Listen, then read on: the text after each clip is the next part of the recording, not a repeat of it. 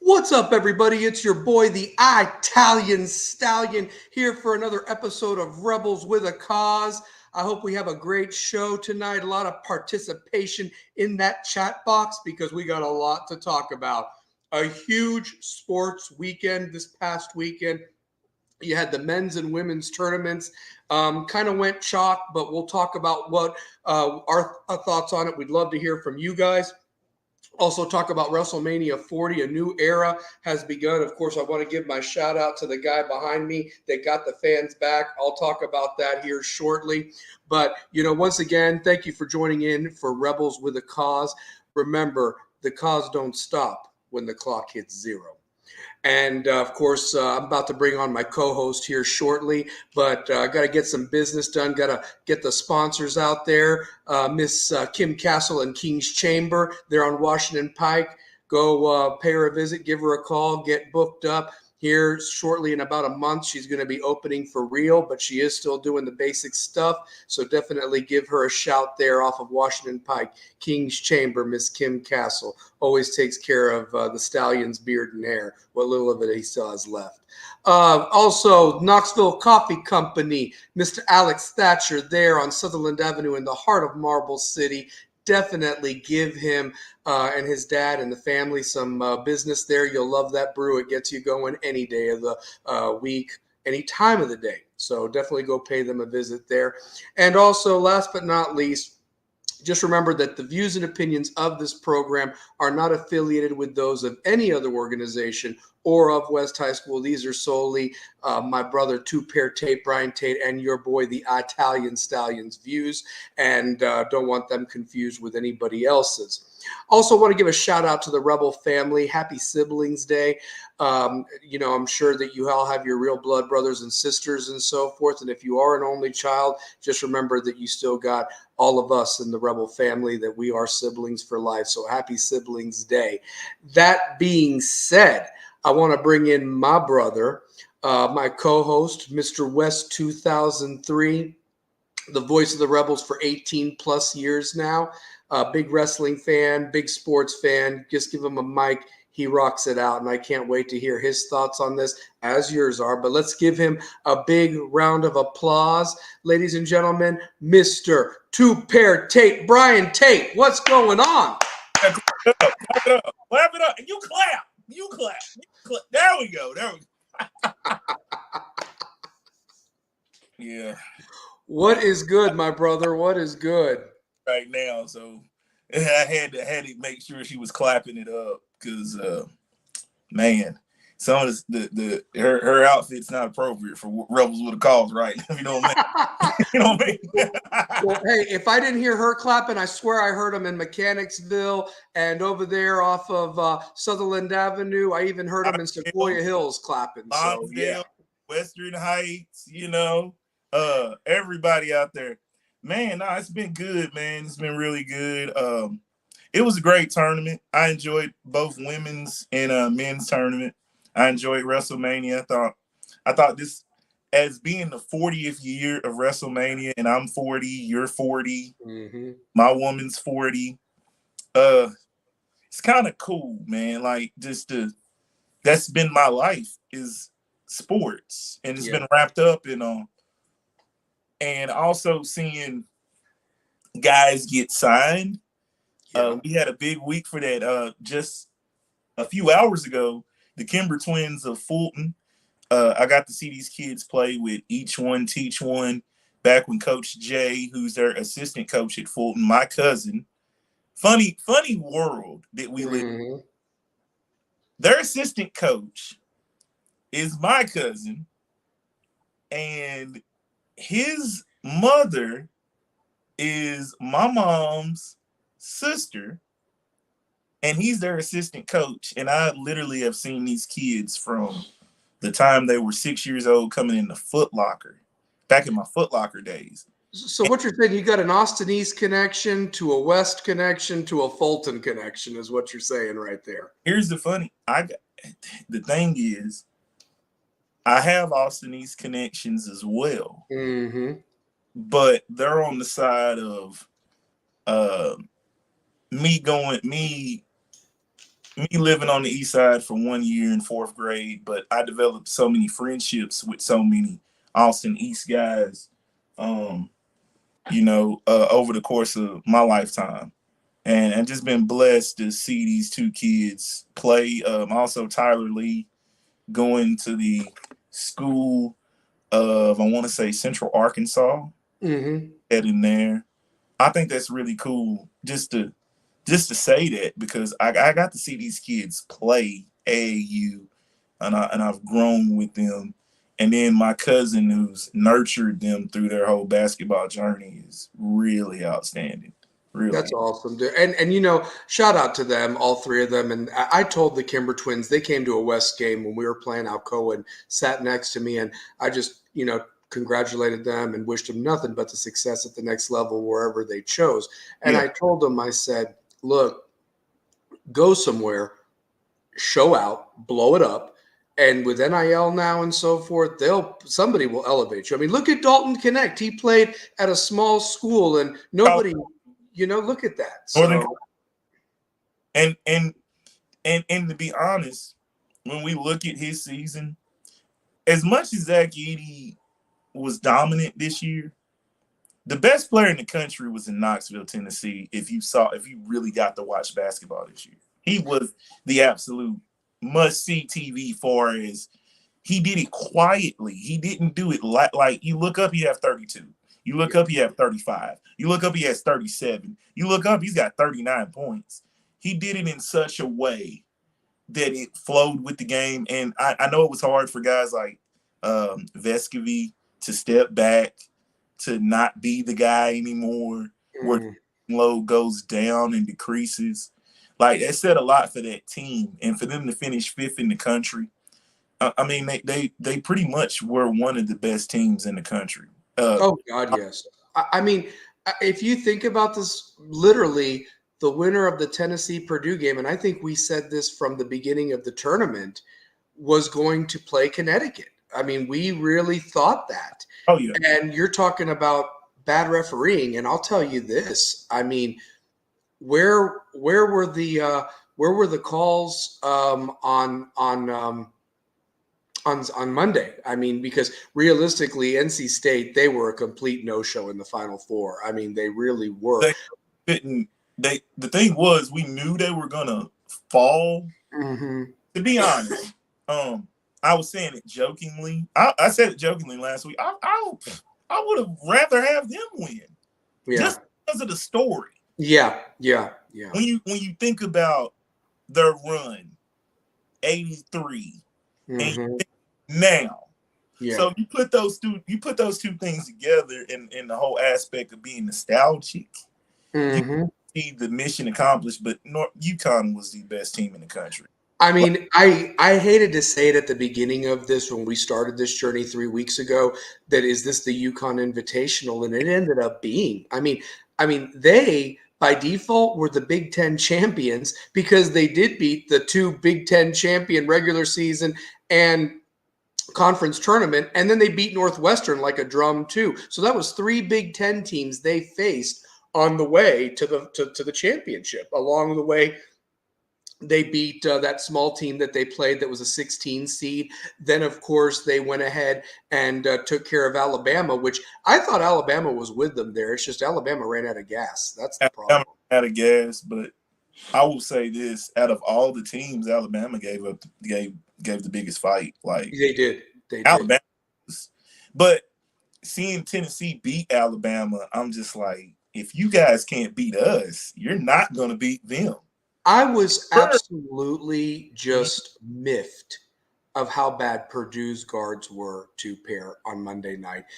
Alarmingly unathletic, could not create a shot. And when they did get a shot, they missed. They only made 1 3-pointer to pair. And to go against that, they made 10 against NC State, who had been very good on the perimeter guarding teams, like they did against Oakland, like they did against Marquette, like they did against Duke. But Purdue shot the lights out on Saturday, but didn't bring it Monday. And you could credit Connecticut's defense. But if you're focusing on Edey, and he still got his points, but nobody did nothing. And you can't tell me that Zakai, Dalton, Vescovi, Josiah, they would have made more than one damn three-pointer had they been in that championship game.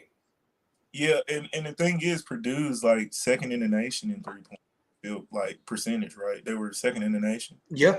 Yeah, because it was like the most efficient offense against the most efficient defense. I heard the commentators say that we haven't had that in a while for the games and so forth. So yeah, I never had faith in Purdue because I saw the fight that UT gave them.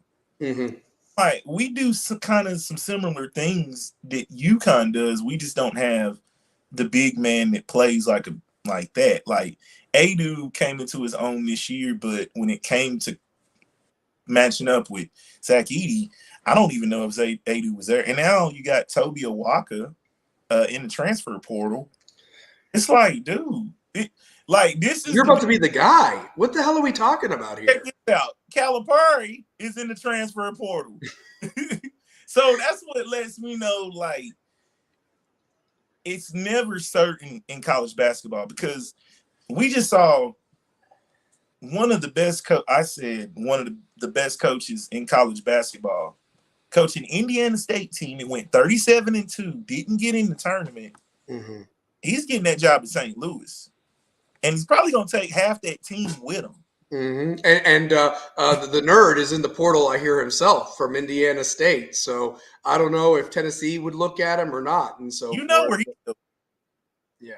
You exactly know where he's going to St. Louis. If he doesn't go to St. Louis, yeah, I'd love to see him in Knoxville. But I just think Josh Schertz is one of the best coaches in college basketball, and I don't think he gets enough credit. No. I want to give a shout out to Shaheen Holloway because he coached a phenomenal game. To go on a 9-0 run to end the game, just from the NIT perspective, and I know we're talking NCAA, but still NCAA. We're still talking. I had to give a shout out to Josh Schertz, for what he did at Indiana State. He did it at LMU. Like, he's a big time coach, and I hope the best for Josh. He's a phenomenal coach, just off of the talent. I'll throw it out here right now. St. Louis is going to make the tournament if those guys transfer over to. If those guys transfer over, they're making the tournament. St. Louis will make the tournament as an A10 Big North. So yeah. And if Shaheen Holloway keeps doing what he's doing at Seton Hall, they're gonna be a problem to mess with too. And just speaking more about the NCAA tournament on the men's side, how good was Tristan Newton in the championship game? Yeah. Tristan Newton, phenomenal. I'm going to say this much. I was thinking about it. Connecticut has always kind of been around and so forth, but Danny Hurley, a lot of people took offense to what he said, but he wasn't wrong with what he said. They have owned basketball for the last 25 years. It started in 99 with Rip Hamilton. Now, they've not won all the time, but here's the other thing.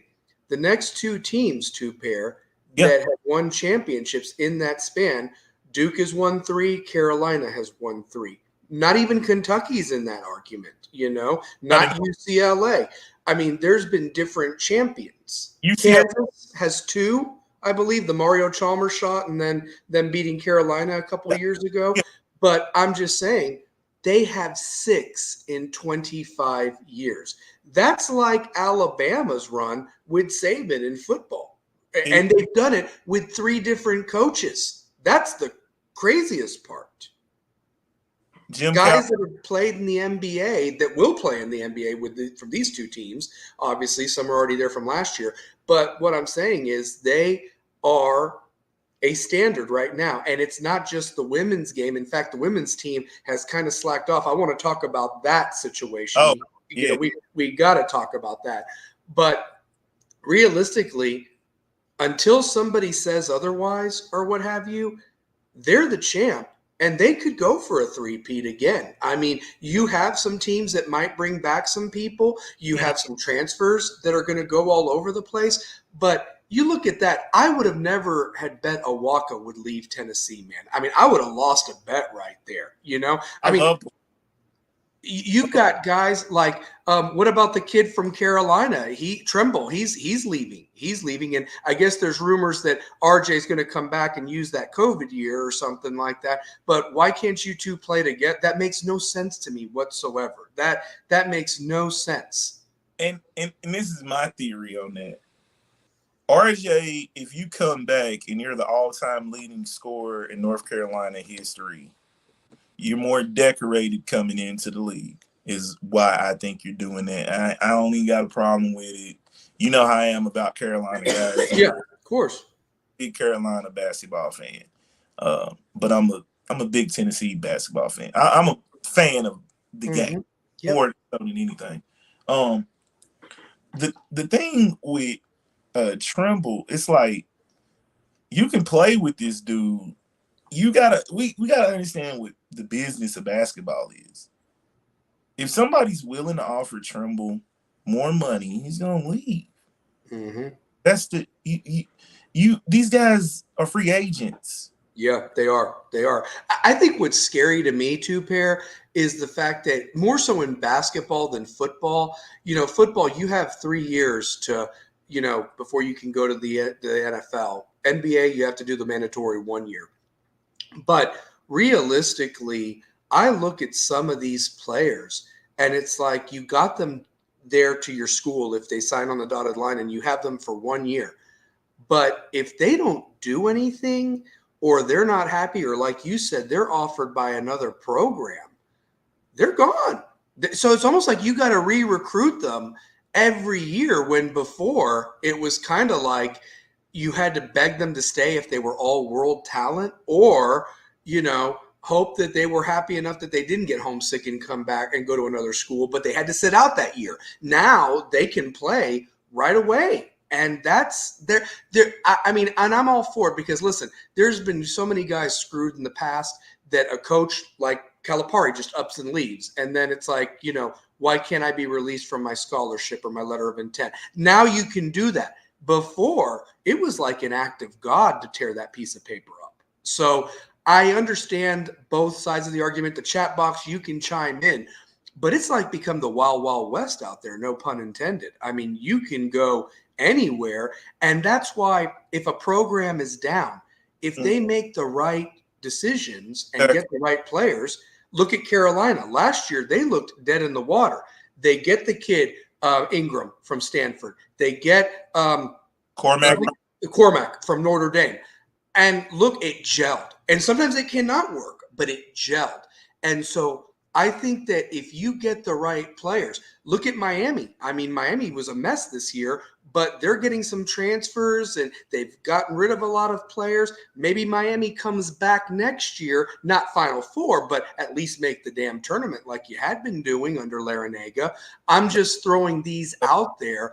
That you can become a contender like that. Look at Tennessee. As disappointing as last year was in the Sweet 16 with a chance to possibly go to the Final Four if you took care of business once Purdue got beaten and everything like that, they came back and did it. They did it this year and got further when you lost some pieces from last year's team. So, yeah. A ton of people. Like, people don't realize. Shout out to Chris Smith.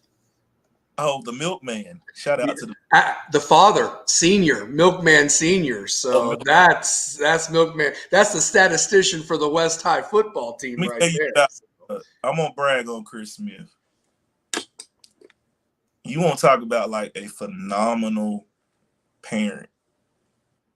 Like, it almost brings me to tears, bro. Like, I love Chris Smith. Like, he is a phenomenal parent. Like, whenever I be announcing the games, it would feel like he was like laughing at some of the stuff or some of the like, just like, he's the type of parent I wish all our kids had. Yep. Like, I love Chris Smith, bro. Like, I can't say a single bad word about Chris Smith. I am proud to say too, Perry, he is the reason that I'm where I'm at right now with the staff and so forth. And he is my brother. He is a friend. He's not only a phenomenal father, but he's just a phenomenal man in general, very generous. And I love being in that press box next to him and Carrie, who does the scoreboard. I mean, we are all part of that staff, and I love it more than anything. So, and he actually just shouted you out, you the man, BT. That's what he just wrote you. So, Oh, yeah, man. for sure. So, Man. but and by the way, we're gonna have him on just to let you know if he'll come on. I want him part of that panel because he's been watching West football now pretty set forward for the last at least 20 years almost and so forth. So the point of it is he could tell you which teams were the best and which teams weren't of all the people that have been watching. So I'd love to have him on that panel as we get closer to the season talking about past great West teams. So his son played with Calvin Walker in that bunch. Yep, he sure did. His nickname was the Milkman. The Milkman. Yes. Let me tell you how I came up with this nickname. Do you remember the movie that Joe Pesci's in called The Super? Yes. Yes. That's where you got that from?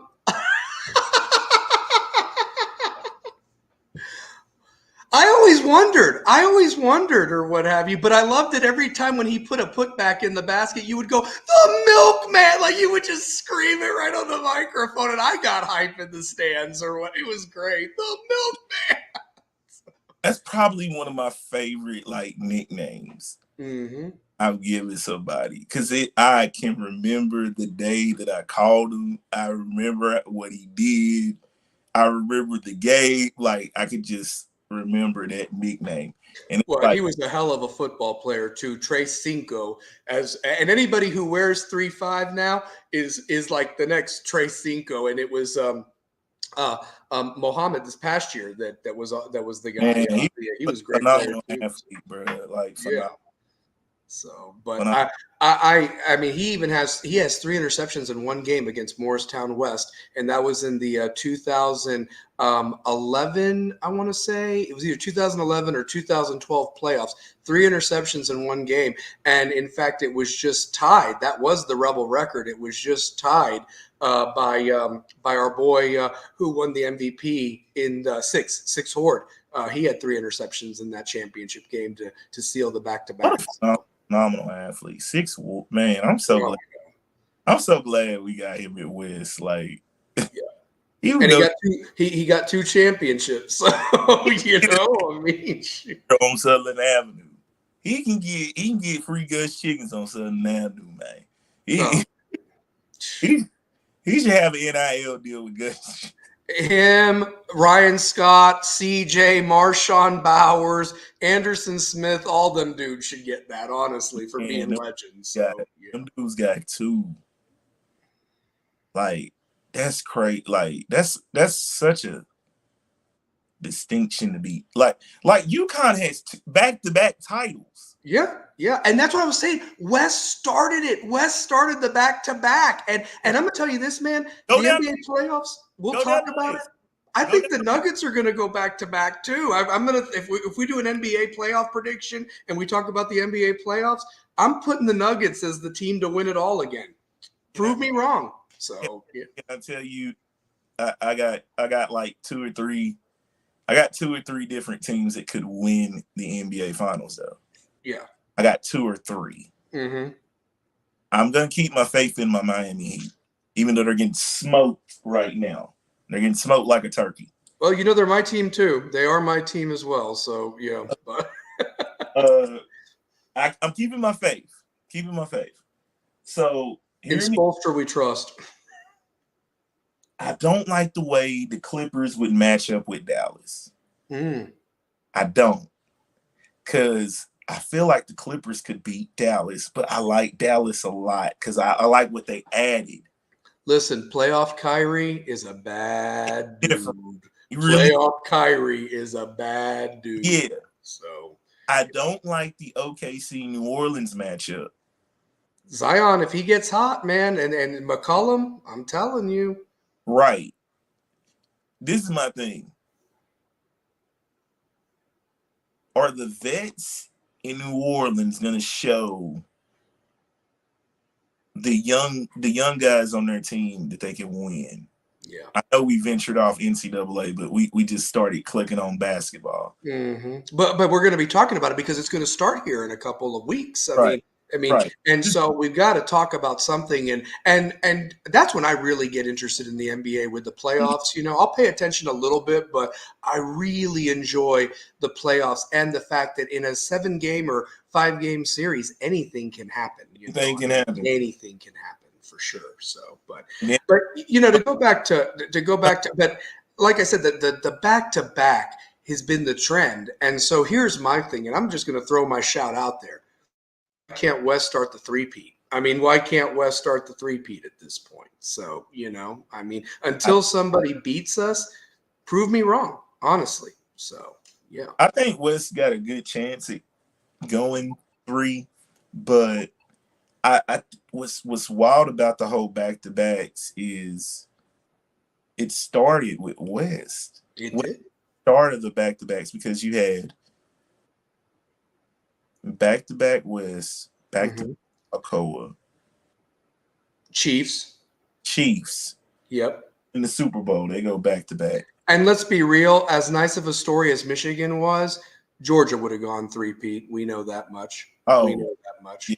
Georgia was the best team in the – I can't believe I can't believe Georgia loses to Alabama. Yep, and then gets completely left out, despite winning 29 games in a row or whatever it was, and so forth. Like we went with Texas. Yeah, or Washington, who they beat Texas, but yeah, Washington went undefeated. Yeah. Florida State went undefeated. Yeah, that's true. Also, yeah. Florida State was one. The sad thing is, it was just a year too. It was just a year too late. The 12-team playoff starting. It was just a year too late. In years past, you had 4. You could have had 6 or 7 teams have a chance. And I would have been so. I'd have been so upset at that UT team because. My God, like that team. Just watching the recent games, I watched some of these playback, and it's just bad. Yeah. Like, it just was bad. Here's the funny thing. Do you ever remember a time growing up where the spring game is just getting pushed to the wayside? It's sad. I remember it was like you went to the spring game because you're starving for football at this point. The only other thing you have in April is the draft. If you had a favorite guy get drafted, but to see physical football, it was about the spring game and seeing all the fun and so forth like that. I will say this, he may not have been a great coach in any facet, Butch I'm talking about, but he made the spring game worth coming out to with all the guys coming back. I mean, you got to give him the market part of it. The on-field product wasn't good, but at least I'd never seen that many fans in the stands for a spring football. For a spring game. Yeah. The spring game was great when you got to get autographs as a kid of the pro talent. Like Peerless Price has his own autograph station. Peyton has his own autograph station. Those days are over of like that type of hypeness around it, because it's not what it once was. It's a good football product, though. It's a good football product. But people are wanting to see how good Brew McCoy looks, or as if he's even going to be in Cleat. You know what I'm saying? Like, more of Nico, because you only got really a taste of Nico in that bowl game. I mean, we want to see more of him. We want to see who's going to be toting the rock at running back. We want to see if the lines of scrimmage have improved for offense and getting pressure on the other side of the ball. We want to see the dudes, and and that's really what like I'm saying to like, far as you only gonna have like 10,000 in the stadium. You're not even having open practices for like.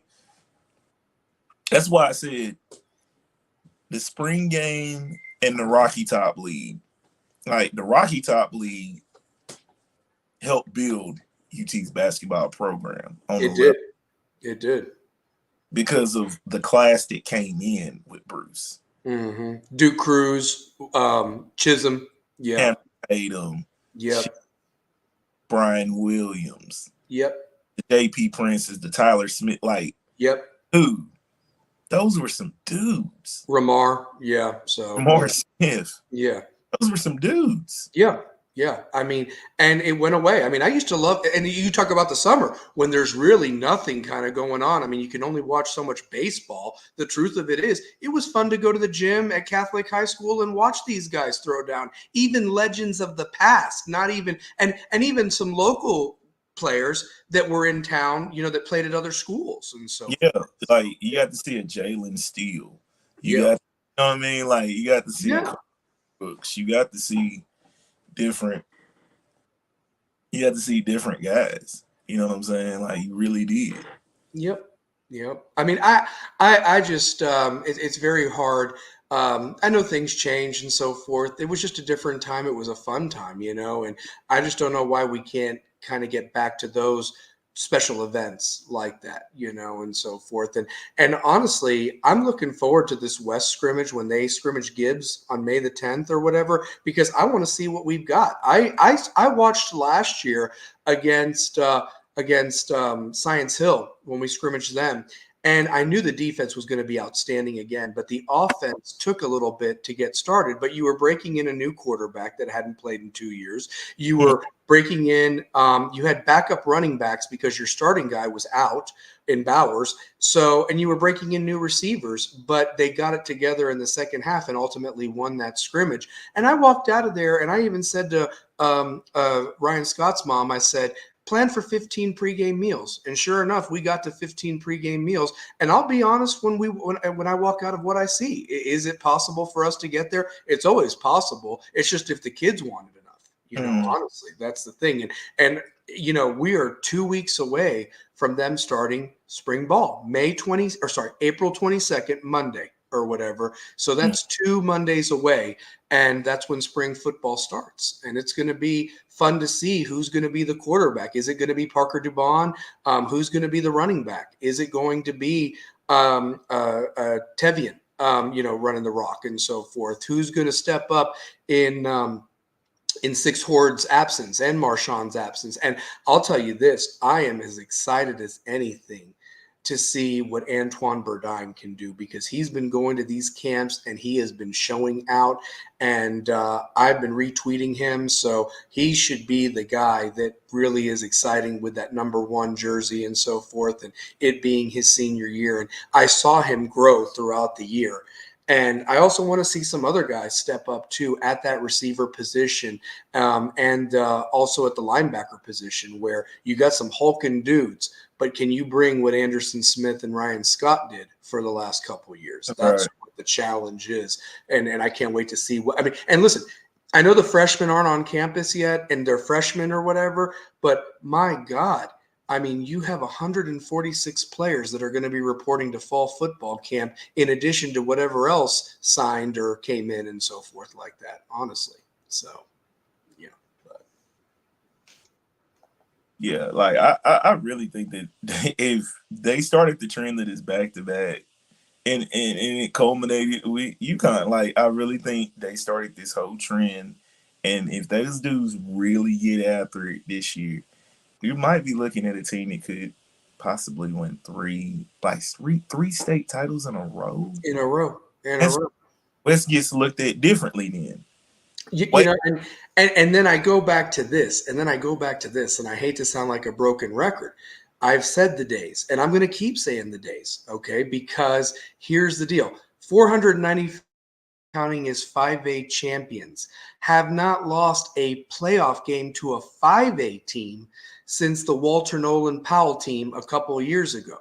We have not lost a regular season 5A game since October 18th, 2019. I want people to let that sink in. And it was to Powell by 1 point because we didn't get the 2-point conversion in overtime. So the facts is that we are 5A. And until somebody proves it otherwise, we don't have this conversation. Yes, we lost to Alcoa. We were shorthanded. Alcoa's won 9 straight state titles, okay, in addition to the 23 they've won total in their history. We've won 3 and we're 3 out of 4. We've only lost by 1 point in 2013. So you could have 4 titles in addition to possibly a bad call against Oak Ridge. That was one of the worst calls I've ever seen, that West team should have been state champions. You lost to a very good Central team 10-0 in 2019. That could have been a state champion team beating Summit over there. And if Powell doesn't have Walter Nolan, who's to say West doesn't win that state championship? So truth be told, we could have 5 or 6 at this point. But I'm just grateful for 3, and I'm ready for 4. That's the truth of it. So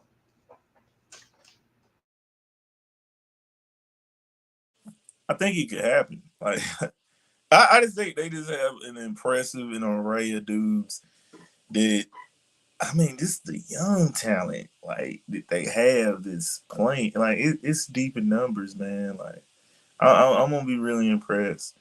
To get back to the tourney, one thing I really think is UConn was just mowing down teams by just being more prepared. It felt like they knew everything that was going to happen and they played. It was like to the point of, I felt like I was watching an NBA team play. The way they go on those runs, those vaunted UConn runs. very team-oriented offense, not iso ball that you see a lot of the times with some of the teams. There were set plays. They passed the ball. Everybody touched the ball, it seemed. If you watch it, it's beautiful basketball. It's beautiful basketball. And they're making shots inside the arc. They're not just depending on the 3 ball. They'll use it if they need it. But they're around the elbow swishing them. Not short jumping, not overshooting. I mean, they're going inside the rim. And it's every time a guy put one up, 2 pair, I was like, 2 points. Like I didn't even think yell rebound. It was going in. Just my thought.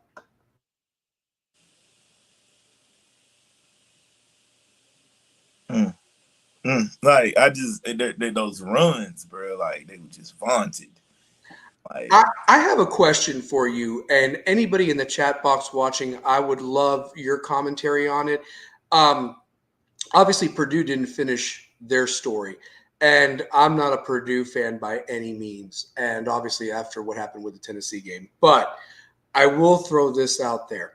It would have been incredible to see another number 1 seed that lost to a 16 the previous year, only to come back the following year and win the whole damn thing. And it almost happened. I mean, they were 1/2 away from possibly doing that. So my question to you is this, 2 pair. If you were guaranteed to win the championship the following year, is it worth the embarrassment of being a 1 seed losing to a 16? Just throwing that out there. Anybody in the chat box can give me their answer. Think hard about it. Let's ask Virginia. Yep. Look what they've been since. Yeah, that's true. So it's kind of like, yeah, it's a 50-50. Like 50 people are gonna say yes, 50 people are gonna say no. That's true. It's a nah, but then it's like, well, yeah. I mean, here's the thing with Purdue, they hadn't been to the championship since 1969. I mean, yeah, the last Final Four they were at was in 1980, I think.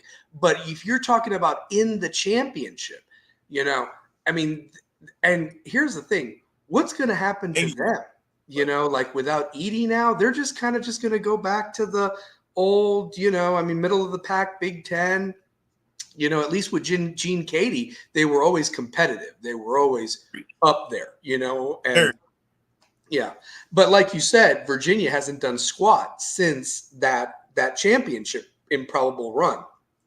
And I guess what I'm getting at is that, will you have another number 1 seed lose to a 16? Probably.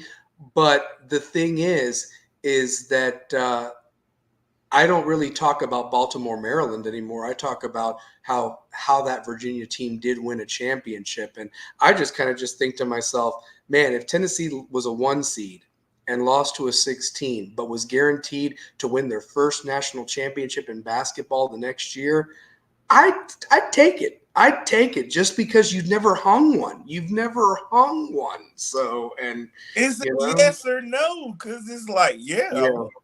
but I don't want the after effects. No. Oh God. It's Virginia is suffering the after effects. Yeah. Yeah. No, you're right about that.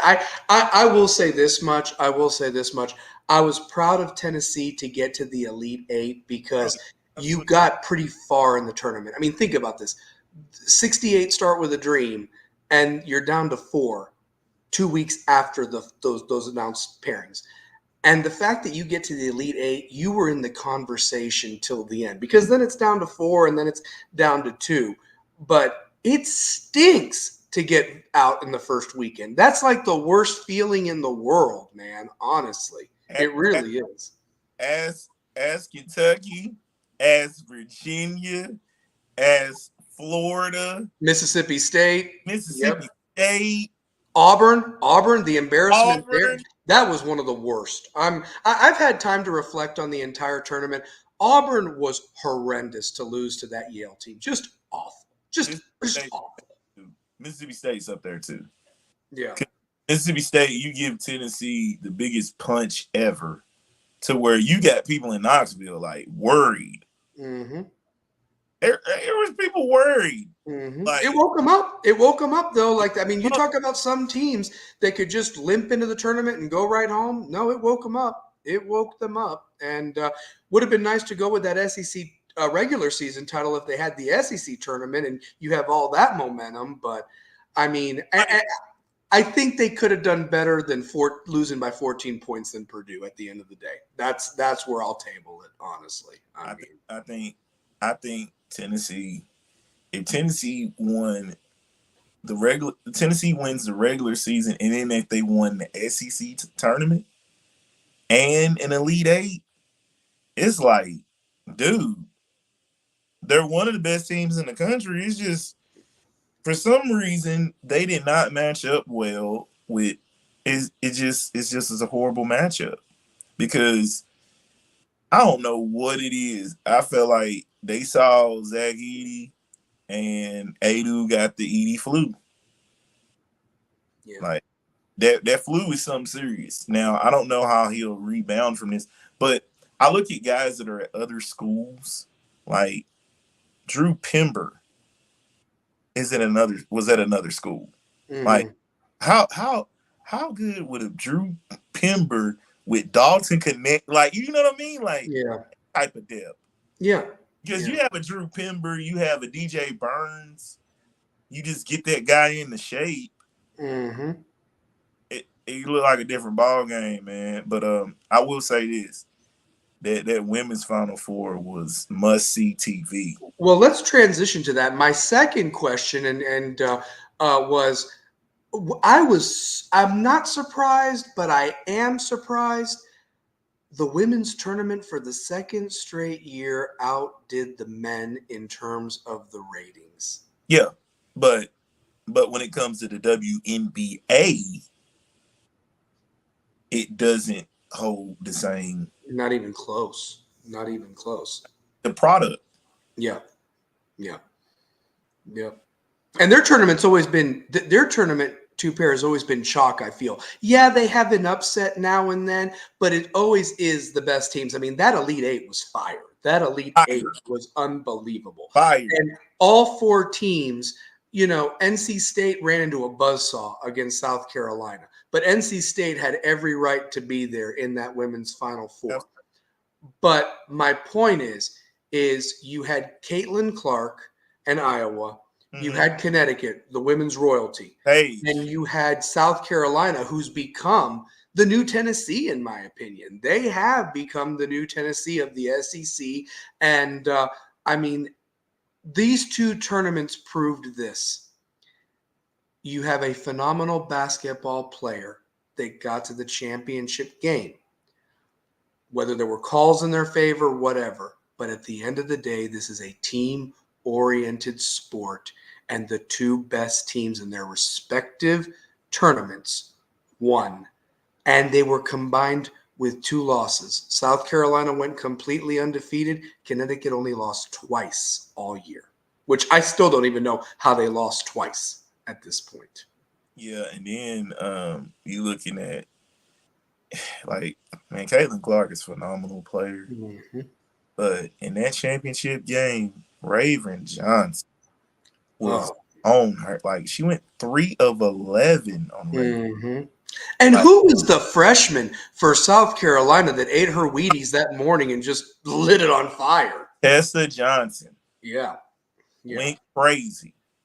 Went Yeah. crazy. Cardoso, I felt like Cardoso. Oh my God, the 6'7". I mean, you talk about the Edie for the women's game. I mean, and she can move. I mean, she's like everywhere, getting the rebounds, the putbacks. She can make the shot from the elbow. I mean, she was a wrecking crew, and they didn't want none in the second half going inside there. They didn't want none of it. Honestly, they couldn't get the layups they were hitting against the other teams they played. I mean, that was not LSU they were playing anymore. That, so. Well, let me ask you this too, Per, because I want to get to that Final Four game between Connecticut and Iowa. And anybody in the chat box, please chime in if you watched it, if you saw it. I have my opinions. Connecticut, when they were on top, loved to talk a lot of junk. They did, and they had every right to because they were on top. Okay. But, man, I have never seen so much hate. And let's be real, Connecticut is where ESPN is. Mm-hmm. ESPN hosts the women's tournament and everything like that. But when you got like Sue Bird and Diana Taurasi, I don't think Lobo said much because she couldn't, because she was calling the game. But they're making damn death threats to like Caitlin Clark and all that about the WNBA, you ain't going to make it or whatever. And, that's just a test of what you're going to go up against. And it's like, so much for women's solidarity or whatever that, you know what I mean? Like, and women wonder why they haven't taken over the world because of catty crap like that. Just throwing that out there. This is what she said. She said, it's going to get realistic when you get here. I'm thinking to myself, realistic. If she is doing this to some of the nation's best, yeah, the professional game is different. Mm-hmm. But I think she's gonna shoot. She's gonna be playing in Indiana, mm-hmm. where basketball is loved. Mm-hmm. And they have some WNBA championships too. The Fever have been a pretty good team in the past. So yeah, Tamika Catchings. Yep, with Tamika. Yep. You know what I'm saying? So I think she'll be she's not gonna be in a great situation for as winning wise, but you put the players around her. Like, yeah, she's gonna come to a realization when she plays against Taurasi, because Taurasi's gunning for her. And Chelsea Plum is gonna be ready. Chelsea Gray is gonna be ready. Like, the women's game has good players, but it ain't nowhere watched like women's college basketball. Yeah. Like, you got Cameron Brink at Stanford. Mm-hmm. you got Juju Watkins at USC. Mm-hmm. South Carolina is the dynasty. Mm-hmm. Paige Bucher's over at Connecticut, so you still has Flage. Yeah. Who's one of the best rappers and give you a 20-piece with ease. Mm-hmm. It's like, dude, the women's game is flourishing, but in the professional sense, it ain't flourishing. It's not. It's a ways behind. I've been waiting for Larry Frank to chime in. He goes, Caitlin couldn't finish the story. Good riddance, Herman Munster. So dang, those are fighting words right there. That's my guy Larry. So I'm telling you, I mean, let me ask you this too, Per. Was it a charge? Did they swallow the whistle? I mean, here's the thing. I mean, but here's what made me mad. Why were the death threats towards the Iowa player, the little girl that had the worst game of her life, had to delete her social media or something like that, had 3 points in that championship game, was a complete no-show, just not into it, afraid to shoot. And if she gets her usual, maybe they do win that game. I don't know. But shouldn't the hate have been towards the referee for blowing the call, not the girl that got, I mean, she's just there. I mean, did she benefit from the call? Great. But it's the referee that should be getting the death threats, Yeah, not the player from Iowa. So. that was whack for that even to be happening. It's like that was terrible. But no, I mean, I'm just glad that South Carolina won because Dawn Staley is a Naismith Player of the Year. She's won Naismith Player of the Year, and she's won Naismith Player the Coach of the Year. And she's the only one that's ever done that. Mm-hmm. Like, I mean, I go back to it. Yeah, Purdue got the calls with Edie. Caitlin may have gotten some calls there for Iowa, but at the end of the day, the true trophy winners showed out with the team, the ones that had the best teams and coaching, like you said, with Connecticut. And Don Staley, even after the game, stated that they kept us up all night long. We were trying to devise a plan to win, and they did. And they came up with it of how to win that game and neutralize it. Don't put it in the ref's hands or anything like that. So, yeah. But yeah, they flat out beat them, man. Iowa got favored calls all tournament. Yes, I'm just so glad that I don't have to see Caitlin Clark anymore. And like this is probably the most truest statement by Michael Lynn. South Carolina bench was the biggest difference. I think they outscored them 38-0 or something like that, if I'm not mistaken. That bench is crazy. That bench was nuts. Man, I lost my train of thought that quick. Sorry. I'm sorry, bud. The chat box hopping. You're good. The chat box is humming. Has South Carolina replaced Tennessee? Are they the new in Tennessee? Women's? Yeah. I'm hoping this new coach. We got to talk about that of who Tennessee hired. Shout out to you for breaking it or what have you. That story because everybody thought that was fake news. So, but broke it early with Kim Caldwell. Yeah, broke it early. I had her name wrong. I had like Kim Stevens at first. I was like, I don't know. That was the girl that used to work at Channel 10 all those years ago. That's the reporter with Ted Hall. So Kim Stevens was her name. So yeah.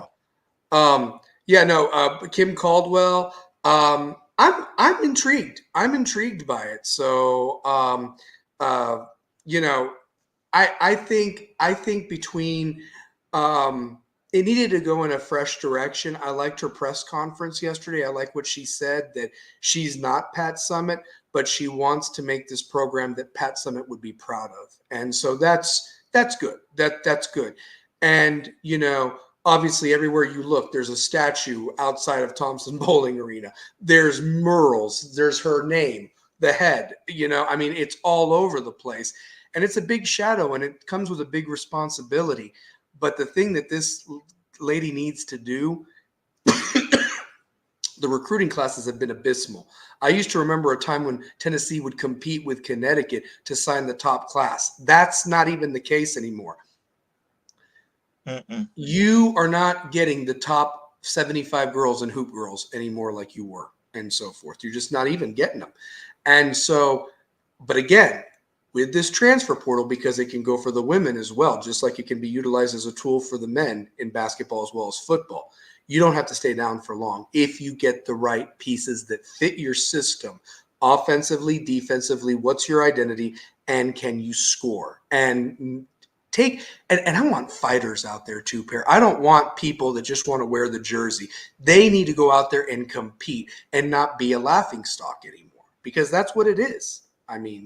So Connecticut actually dropped the Tennessee-Connecticut game because we're not even we're not even in their league anymore. That's in women's side, so shoot. But that used to be the game.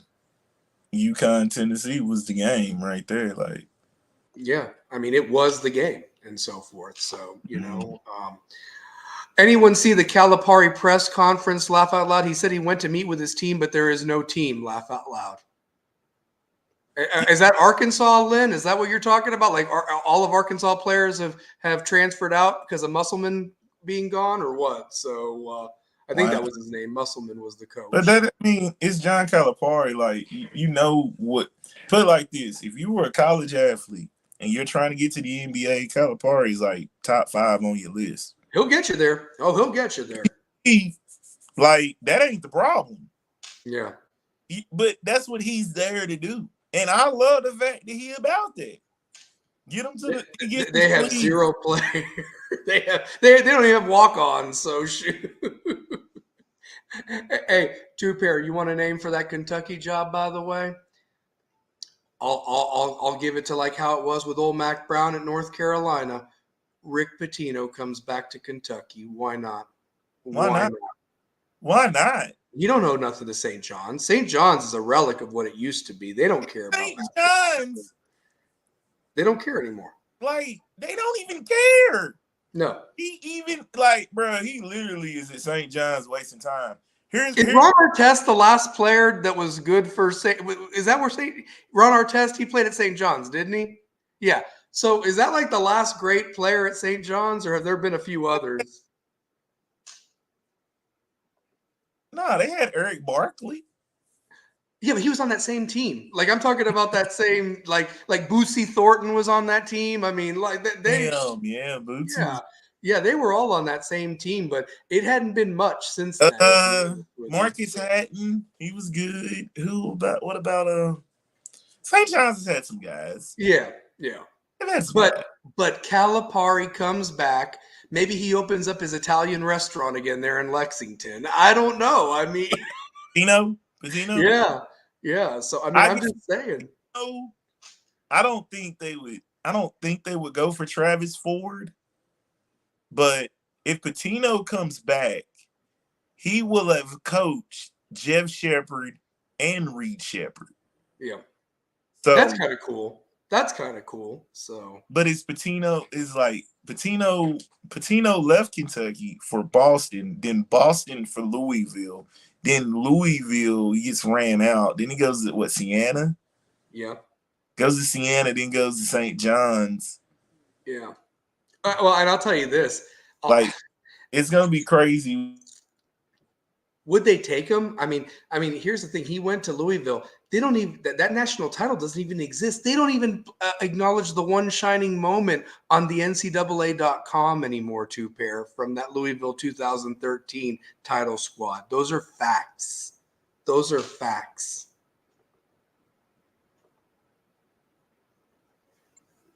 Hold on, they wiped it?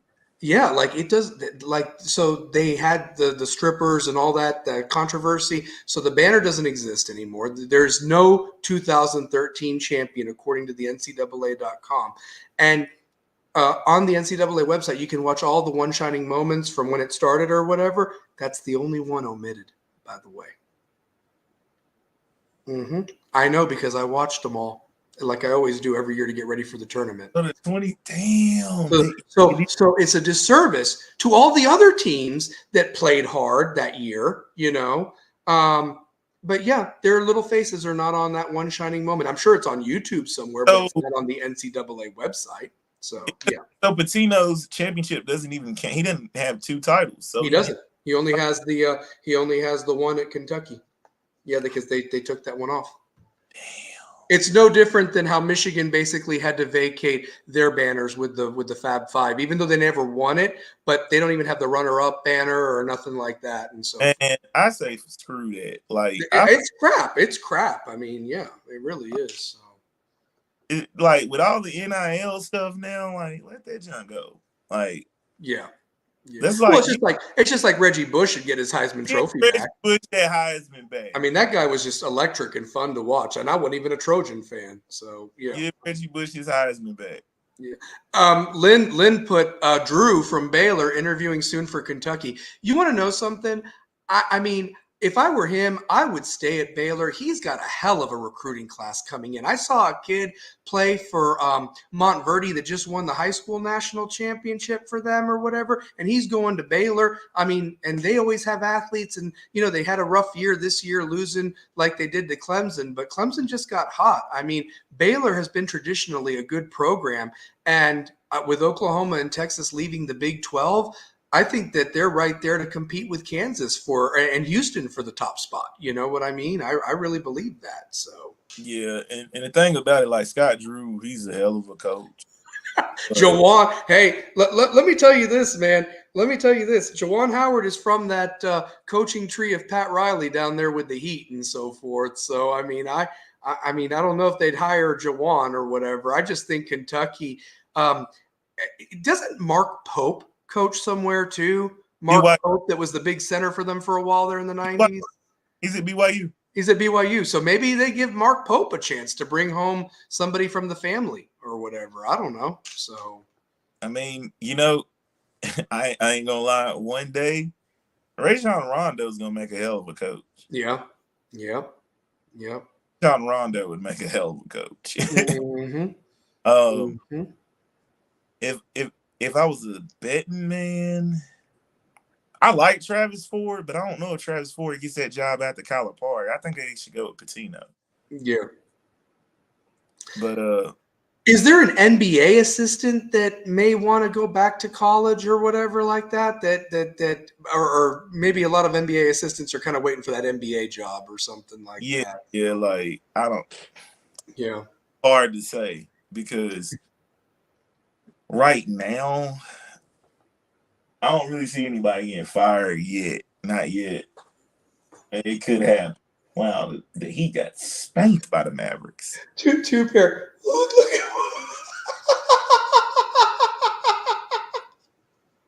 That's my guy, Larry. That is my guy, Larry.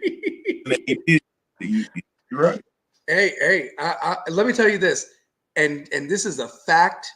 Kentucky fans would love every moment of it just to be on top again. They wouldn't even care. So they wouldn't. So. Bro, they would accept Rick Pitino with open arms. Oh, they would.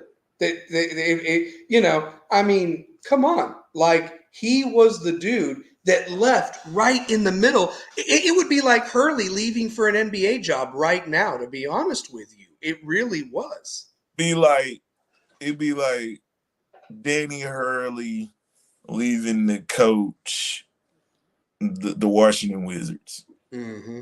That's what it would be like. Yep.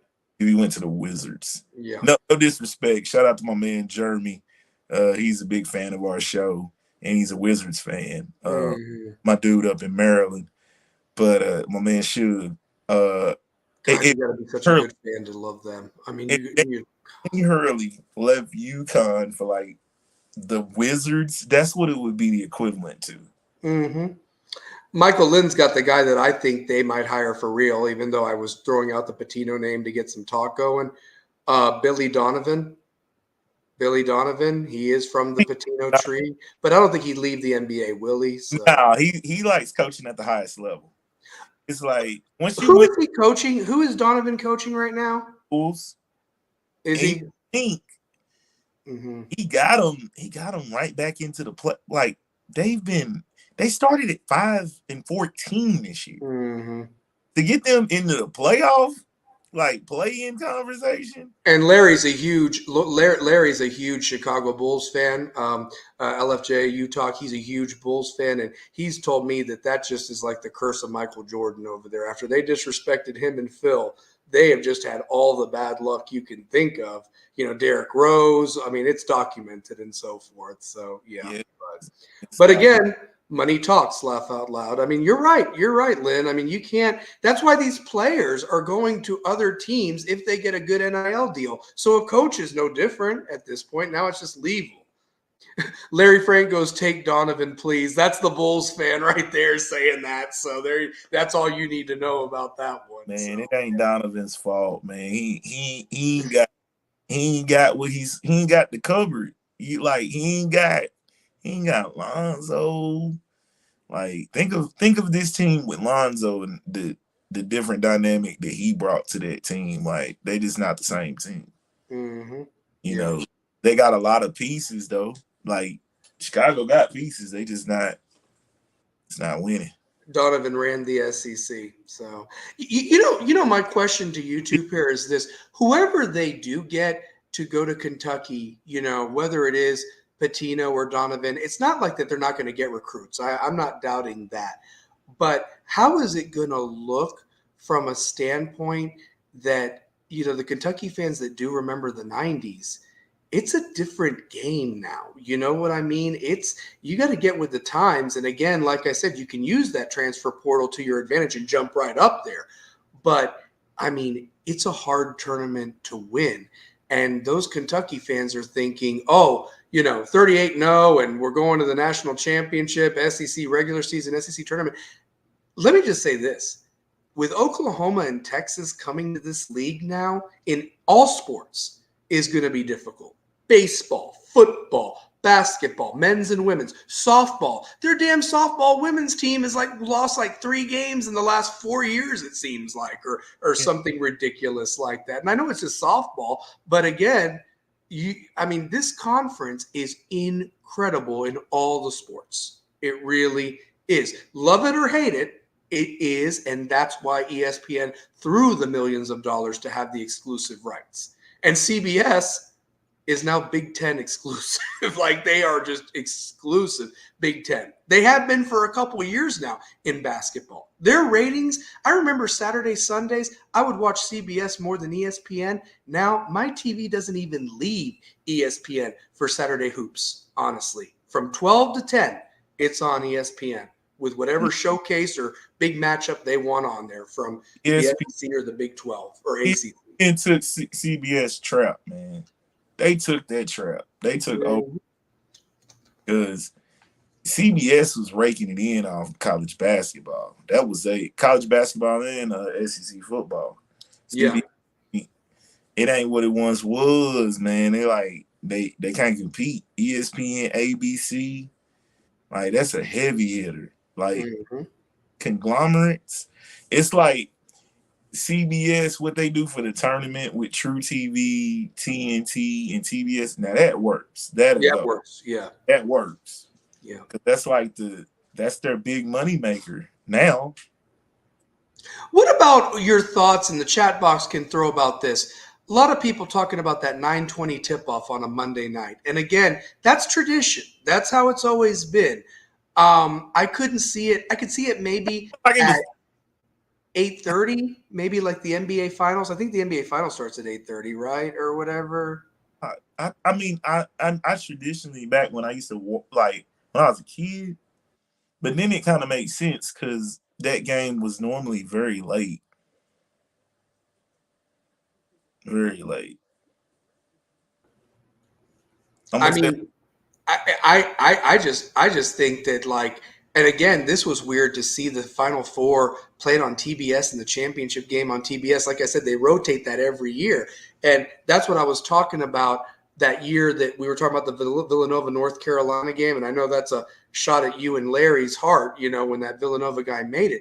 But that game was on TBS. It wasn't even on CBS, And that's part of the agreement. That's fine. Next year's tournament's on CBS. The Final Four and the championship will be on CBS next year. Well, what they should do is if you're going to broadcast them on all those stations, just go ahead and broadcast it on all of the conglomerates. Just broadcast it live. Mm-hmm. Mm-hmm.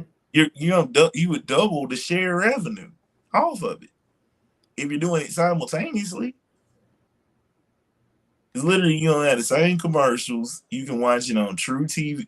That's the best way I would have done it. Mm-hmm. Oh yeah, Larry Frank said NBA Finals are at 8:00. You know what? You have a point there too, Per. Why didn't they show? They use all 4 channels in that instant because doesn't ESPN for the playoff for the championship they have the round table of the greats. They have different angles. You can watch the game without any commentary. The Zoom camera that would have been interesting. The different perspectives you could have watched it, and I think they missed a huge opportunity with that. Huge. So and they could have had a Final Four panel on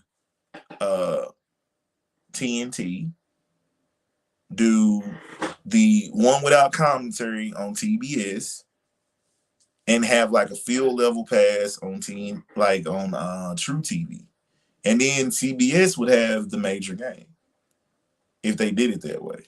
I think that'd be perfect. Look at the commentary right here. Larry Frank, NBA Finals are at 8:00. That's correct. Michael Lynn, I wake up at 5 in the morning. 9:20 games suck. Absolutely. Then here's this. Larry Frank, I watched Monday Night Raw. I didn't even care to watch it, to be honest with you. And I understand that because you were wanting to see the Raw after WrestleMania that just happened to be on that same day. I don't even watch my Steelers on Monday Night Football after 10 o'clock. You can't. I mean, it's late stuff. It's almost more for the West Coast than it is for the East Coast, in my opinion. I mean, but Tuper, you're right. You hit that on the head about the court pass and the views and everything like that. Team huddle. I mean, I don't know. Just anything would have been interesting to watch. Maybe even commentary from those teams. Like maybe have a couple of former players from each team call the game, like Glenn Robinson. And the guy that torched Tennessee a couple years ago, Jackson, I think was his name, that played point guard for them. What was for Purdue? Carson Edwards. Yeah, Carson Edwards. Yeah, so have them two call for Purdue, and then you have Rip Hamilton and what's his name, Emeka Okafor call the game for Connecticut and everything from their perspective. Or Charlie Villanueva, or Villanueva. Yeah, you're gonna win so many different routes with Napier. So yeah, I mean, yeah. Mm-hmm. So I'm just saying that there were some things there. One thing I do want to say. Before we kind of transition, we finish with basketball. Who are some teams next year that kind of intrigue you? Obviously, it's way too early. I mean, way too early. But some of the teams that intrigue you next year that could give UConn or South Carolina maybe a little run for their money without thinking, why can't they go back again and win it all? Chat box, go ahead, chime in too. I don't even know what teams could do it, to be honest. I don't know. It's gonna be tough. It's gonna I don't know what the teams are even gonna look like next year, because this transfer portal, like De Leon from Tennessee is transferring. Like I'm seeing it. It's just I don't know what these teams are gonna possess. I don't even know what Arkansas is gonna have. I don't know what USC is losing both Bronny and Isaiah Collier. Like Isaiah Collier is going in the draft. It's wild. Like this is it's a crazy time in college basketball, like college athletics. It's a really crazy time. You want to know something else that you threw out there earlier? We were talking about spring football kind of going to the side, and so forth. The craziness of next week, because a lot of teams have their spring game this weekend or what have you, from what I understand. You got the Masters this weekend. Monday at, I guess it's 9 in the morning, maybe even it's midnight, the transfer portal opens again for football. So you have that. You have basketball, both men's and women's. It really is going to be the wild, wild west. And there's not enough coverage to keep up with who's with who, or or who's going where. Not to mention you have until the 29th, if I'm not mistaken, to declare for the NBA draft, if I'm not mistaken. So there's that possibility too for teams. And it's a lot to keep up with. And when the dust settles, I guess we could always make a who we think could do it, because right now, this is also the last year of the COVID rule. If RJ Davis does take advantage of that and come back for a 5th year, after this year, there is no more COVID rule. It is back to the 4 years unless you redshirt because of an injury or something. Thank God. I'm so tired of it.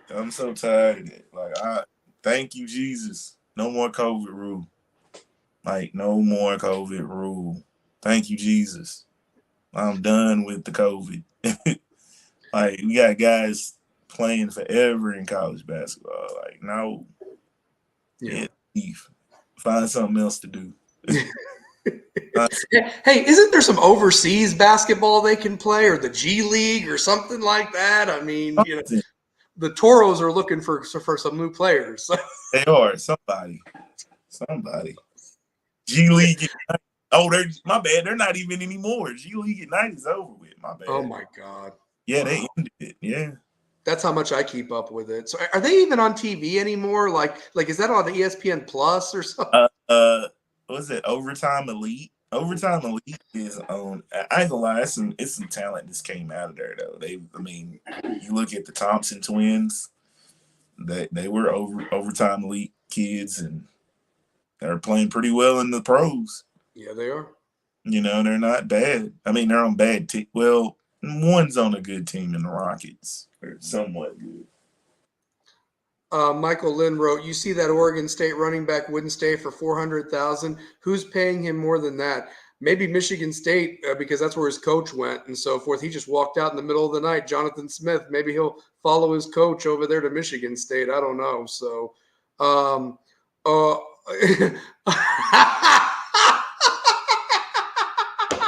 of course, Larry Frank has to bring up the Miami tight end, or you get a professional student like Cam McCormick who plays 16 years of college football. So, I mean, that's garbage. I mean, Bro, don't even get me started with my. He's been in college forever.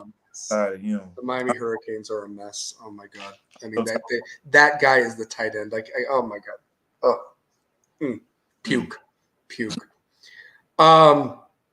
Dude been catching passes since Zach Morris was chasing Kelly Kapowski. Amen. The problem, Larry, is he doesn't know how to catch. He's the 6th offensive lineman for Miami or whatever like that. He don't even know how to catch. So that's the problem there. Well, I'm going to transition to Wrestlemania, and anybody that's on the chat box, hopefully you watched it. Hopefully you didn't. I'm going to just get this out of the way, and then I'll let Two-Pair and everybody else talk, and I'll just be quiet. So for 1,316 days, this wonderful man behind me, my tribal chief, has been the champion. And I got so much crap at the WrestleMania party for rooting for the only person rooting for this guy to win. And the clowning that I received was justified. I said, that's fine, whatever. And this is all I'm going to say about it. Yes, was it a tad long? Fine. I thought it was going to be done last year, to be honest with you. I really did. Should have been done last year. But to go through the whole year and all that. Build up. I get it. But I would have been fine with Cody being the guy last year doing it. This year, I wanted somebody else. I would have been fine with Drew McIntyre, or I would have been even fine with Damian Priest cashing in. And I'm going to tell you why. If you're going to disband the bloodline, then put the Judgment Day as your new big faction that like Evolution and teams like that. You already have the women's champion. They're probably going to make Dirty Dom and Finn Balor your tag champ so they can have all the belts like Bloodline did. But I'm just saying that as much as everybody cheered and roared for Cody Rhodes to win, you're going to like it for maybe 4 months. And then you're going to miss this guy behind me. I could be wrong. But the thing is I look at a wrestler like Cody Rhodes, and if he didn't have the last name Rhodes behind it, a guy that looks like that is just not believable to top a dude like this that's been in wars with Braun Strowman, Brock Lesnar, John Cena. I can go on and on and on and so forth. And I'm going to be very curious who is the next champion that takes it off of Cody. My vote is for Gunter. I think they're going to push him as the next big hoss, but that's all I've got to say about it. I love my tribal chief. I am a Roman Reigns fanatic. I'm probably a big loser. I dressed up like him and everything. The pictures on Facebook if you want to laugh at it. But I just want West to be like Roman Reigns, where we just keep it going for 1,314 days. But anyway, I'm done. You talk. I'm muting myself. Go. Oh my god, that was funny. That's funny. Hey, your outfit was crazy nice though. I ain't gonna lie. That shit, that Roman Reigns outfit was hard as hell. I ain't gonna lie to you. Nah, man. WrestleMania was good. I just like the build up, but the thing that got me was my man Drew McIntyre, like losing like that, like 5 minutes. It was like, bro, you wasn't even a champion till Monday. Like that jump was here today, gone today. He felt all of that and lost all of that. That's great cinema though. That's great cinema. Do Like, you think he should have signed the contract they offered him? Because he still hasn't signed his extension with WWE. And some people have said that might have been why that happened to him. So oh. And then the whole CM Punk thing, like, bruh, like I saw that coming a miles away. Like, I just felt like Damian Priest was just in the back with the briefcase, like this, watching on the monitor. And then it's like once he saw what he saw on the monitor, I ain't never seen nobody haul ass like that, like except for Seth Rollins. That was wild though. That it was a good WrestleMania though.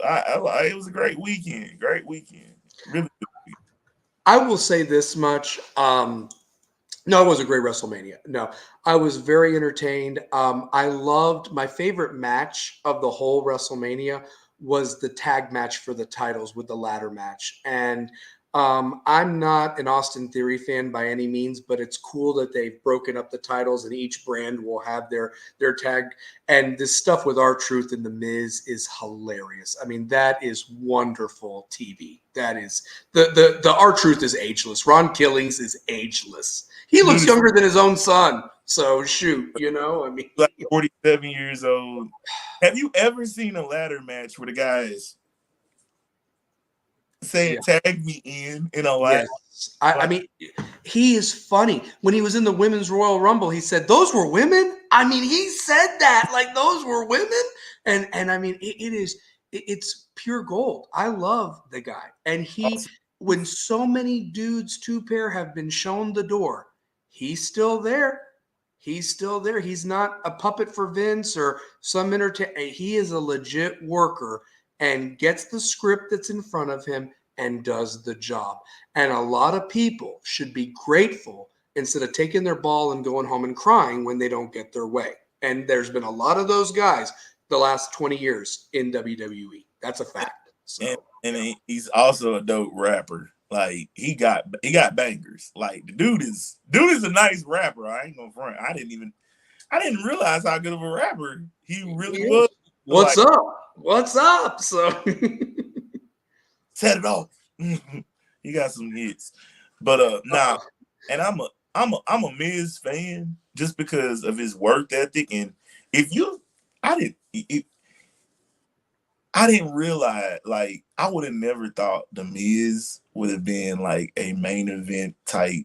It's like he's a superstar though. Like Miz is a pretty good wrestler. he's great on the mic. I mean, you talk about a guy that had to self promote himself, even from his real world days in MTV.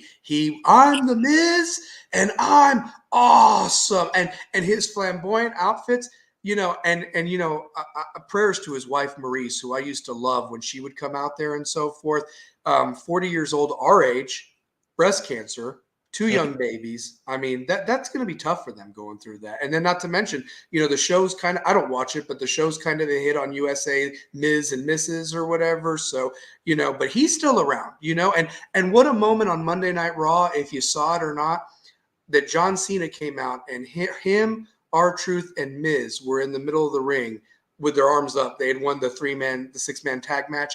And I was just thinking to myself, 12 years ago, Miz and John Cena were main eventing WrestleMania in Atlanta. Yeah, And I look was there. how full circle it is that they're still kind of around and able to compete at a high level. And these are men in their 40s, 40s, almost 50s now. And So in all three of movies and just really taking up, like, been in pop culture. When you look at it, like those dudes are very relevant in pop culture. them. It's true. What do you think about Larry's comment? Truth has been there since 2000. Why did he just win his first Mania match? Triple H. I mean, honest, I'd say Triple H.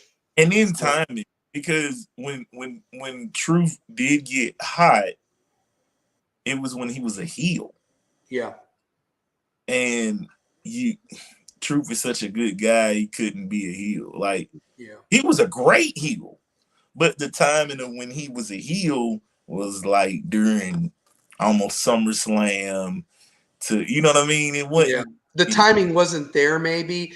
I know that there were some injuries too.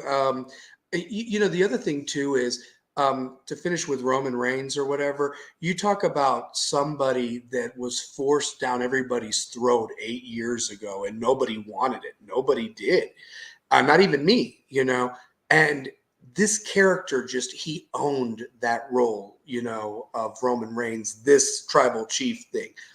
R-Truth, trying to make him, a heel, but he's a face. I mean, you gotta go with what the people is believable and so forth, and you can't be something you're not. Cena is one of those people that could be a great heel or a face. I know he's been more of a face, but when he was the doctor of thugonomics with them raps back in the day and his insults, that was like The Rock on the mic. I think Rock is a better heel than he is as a face. I really believe Man, that. The Rock could pretty much be anything. Like Anything. Anything. This the Rock I love. Like this is the Rock I grew up with. That Mm-hmm. that was Rock of my 8th grade, 7th grade life. Yep. When he was with the Nation of Domination. When he Rock, was with the Nation of Domination. So yeah, yep. I grew up with that Rock. Yep. Yeah. You know, Versace shirt wearing, glasses wearing, talking about have you ever had poontang pie? That's the Rock I grew up with. Oh my God. I mean, and if you think about this, the only reason they made him a face is because Austin had to have the neck surgery when he was dropped on his head by Owen Hart at the same time, pretty much. They didn't have anybody else to really be that mouth, and so forth. So, but I'm gonna tell you this. The Rock really brought everything. I mean, The Rock brought it. Cody brought his part. Roman did his part.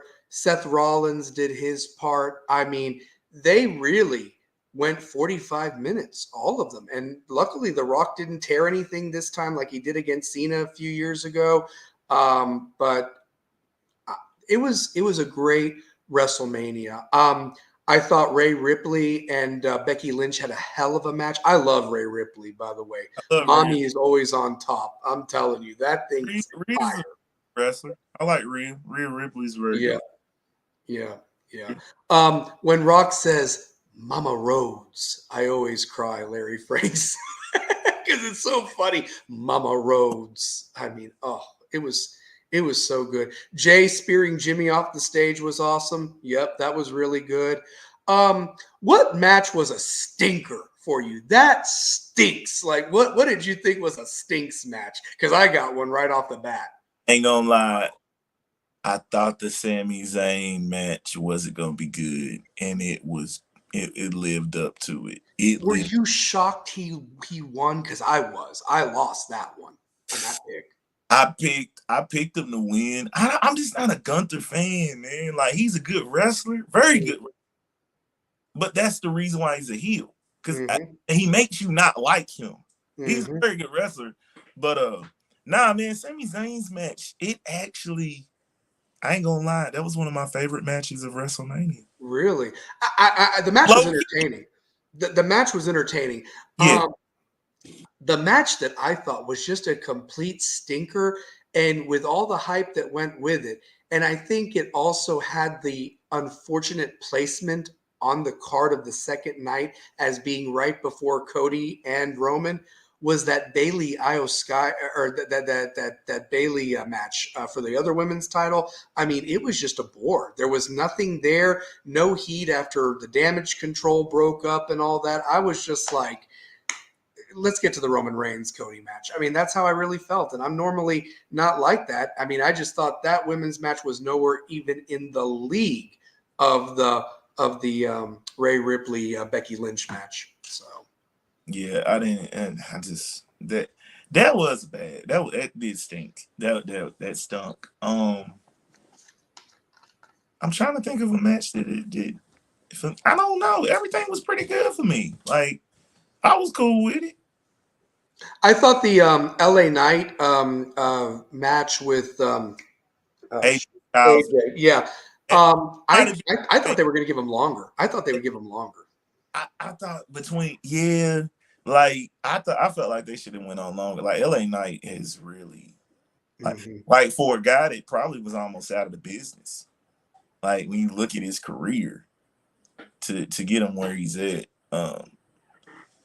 dude, I like LA Knight. I like that match between him and AJ Styles.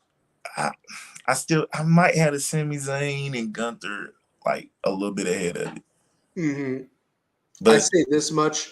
I agree with you about the LA Knight being a star. You know, he's good on the mic. He can wrestle. You know, he's entertaining and so forth.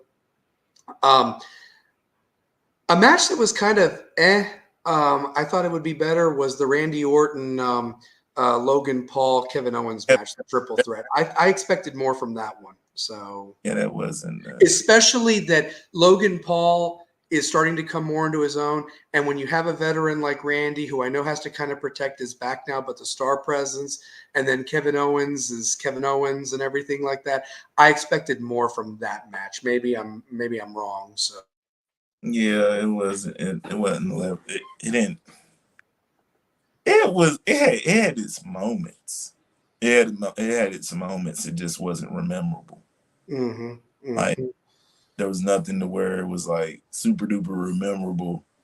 It was funny. If anything, it was comical.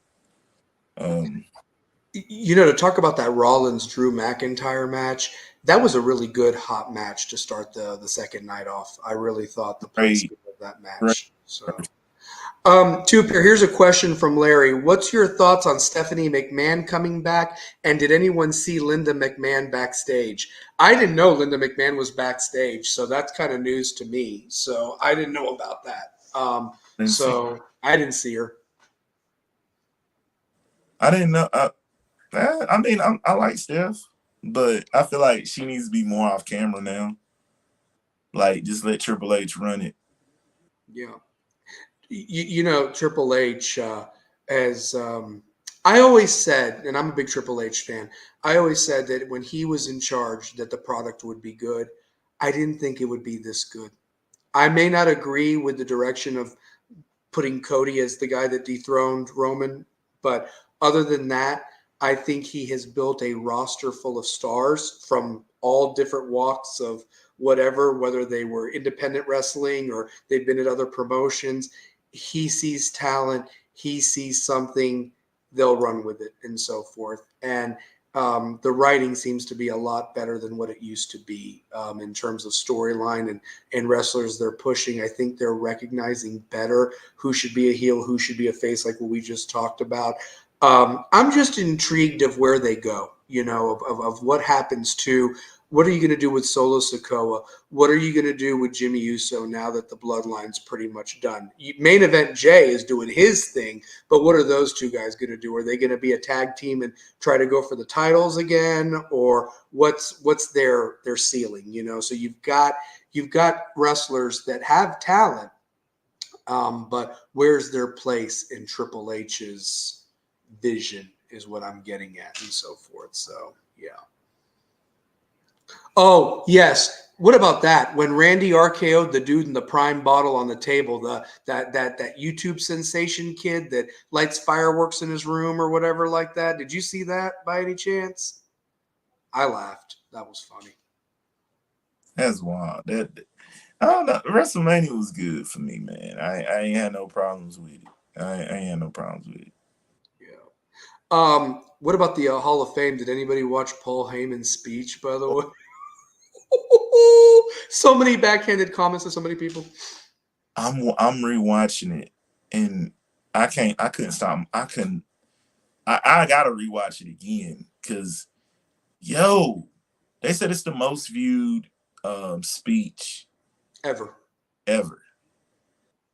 Think about everybody who's been in that Hall of Fame, Two-Pair. It's some good.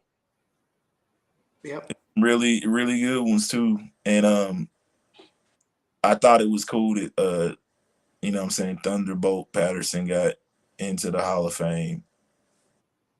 You know, I thought that was That was big. You know what I'm saying? His speech, man.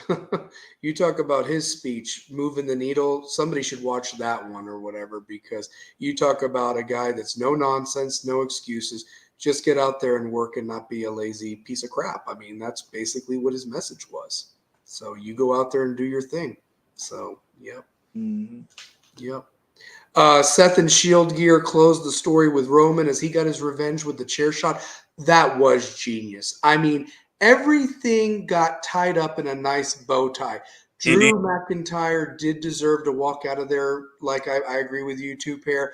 But he did get his moment, even though it was for 5 minutes, to win the title in a live crowd. He didn't get to do it because of COVID when he Yeah. beat Brock, so that got tied up.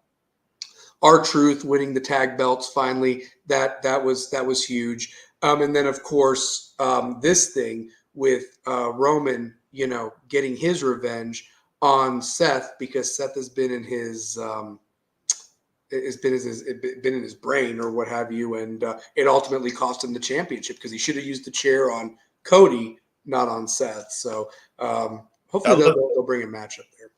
I love the way they tied it. That was a great storyline. That was like that was way to tie it in. What do you think about this, two pair? Brock should have inducted Paul Heyman. Brock should have inducted Paul Heyman. What do you think? Brock Yeah. Who I'm trying to think who inducted CM Punk. No. Who didn't? Who was his who inducted him? I'm trying to. It was Roman. Roman inducted him. Oh, Roman inducted him. So yeah. All the history of the past WrestleManias. Rock versus Cena was revisited. Taker versus Rock was revisited. Roman versus Seth was revisited. Yeah, I mean, it was one. That's the writing I'm talking about, guys. Like, it's like if you've been paying attention for the last 10 years, this is what needed to be all wrapped up to go to the Rock. Which WrestleMania was Taker Rock? Never happened. Was supposed to happen, but Taker got hurt and so forth like that. So yeah. I was like, I don't think he ever. Taker's got he got some classic ones though. Yeah. How many matches Taker lose at WrestleMania? Twice. He lost to Brock Lesnar and Roman Reigns. So I think he finished 22 or 20 in his career at WrestleMania. So yeah. Only thing missing was the glass shattering. If Stone Cold Steve Austin had come out, holy shit. So I would have said so. That would have been, if that would have happened for WrestleMania 40. Two pair, if there was a roof on that dome, if that had been a dome stadium, the dome would have blown off, honestly. Yeah, they had to do that outdoor. They had to make that an outdoor segment. Yeah. Like, I mean, that with the stratosphere. They only have done that, like, Philly for the 40th because of you induct Paul in Philly. Like, it's the that's like a place where he marked his territory with his company ECW, and I really think is a true genius in the sport. When we look at like just his vision, like he predicted everything that happened. Like, because of him, there is an attitude error. You know what I mean? Like, how many stars came from ECW to WCW, then to WWE, or just went straight to WWE? Yeah, exactly. You know what I'm saying? Like, he's one of the greats. Yeah, Larry, enjoyed the show, guys. Work in the morning. See y'all next week. See you, brother. Thanks for all the love and support. Wrap up pretty shortly. Yeah. So, two pair. I was going to ask you, with the WrestleMania now being over and so forth, I always am curious of what is the next thing that wrestling's going to do. They have 2 pay-per-views that aren't even in America. They're going to Saudi Arabia again, and then they're going back to England for another like Clash at the Castle and so forth. So I'm sure they'll probably promote CM Punk versus Drew McIntyre there and everything like that. But I guess my point is it's going to be very interesting to see who's utilized and who has that chance with Roman out of the picture, and with Seth Rollins taking some time off with his knee and everything. who's going to take that torch and become the next big star. And they don't even have to have a belt. I'm just saying who's going to be the dude that really runs with it, because you got some opportunities now. You really do. So. You really do. It'd be great to see like who's gonna take that pass, and like who's gonna be the guy. Like can Cody be the champion? Like can he hold on to it for 365 days? I think he can. Till Rock comes back next year. So, and I believe WrestleMania next year is in Vegas, just to let you know. Vegas is hosting next year. So, I mean, that'd be dope. Yeah. And you know what the thing is, they can have a vision, but realistically, I did like what Triple H said about the fans are going to move the needle of what they do and so forth, which is nice to know, because for years the fans have been completely shit on and ignored. But it's also who stays healthy, because freak injuries happen, and that could change like anybody's business. So it's so hard to predict who could be there next year, just like we're trying to predict who would play on these teams for college basketball, men's and women's, next year. So, all right. So, yeah. Well, does the chat box got anything else? I did want to say this to keep it Rebels related. Our soccer team lost a heartbreaker yesterday to Hardin Valley 2-1, unfortunately. So hopefully they can get on the winning track in their next game. I believe their next game is going to be. I had it here a second ago. So actually, baseball was competing with Hardin Valley tonight.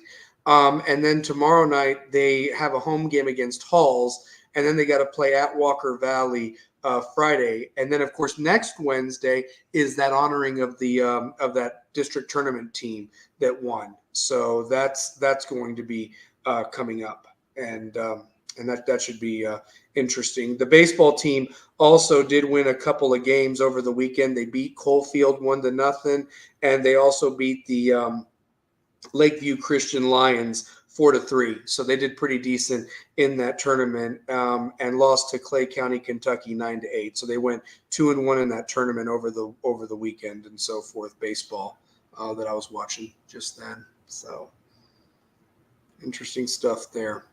But I'm gonna try to make it out to that game next Wednesday to see how they do. That'd be pretty cool to maybe talk to a couple of the players from a couple of years ago and bring them on the show. That'd be really nice, honestly. So yeah.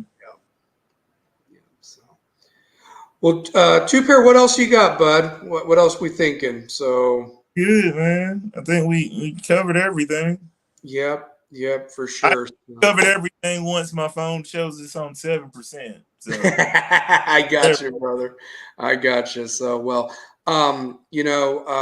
next week we'll talk about that that team, the West team and so forth, and see what we can do about that, and obviously have a preview with the of the spring football going into Monday. Might even have a roster of guys from last year to see if they will be back this year, and see who we can talk about there. And let's talk NBA.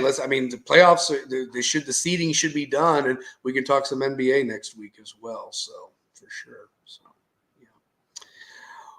Well, Bud, go on ahead and close us out like we always do, and we'll wrap it up. So yeah, for sure. Man, I know it's Rebels with a cause. We do it again. Throw your dubs in the air. Love, piece of chicken grease. We'll see you next week. Throw your dubs up. Stallion and Two Pair out. Go Rebels, as always.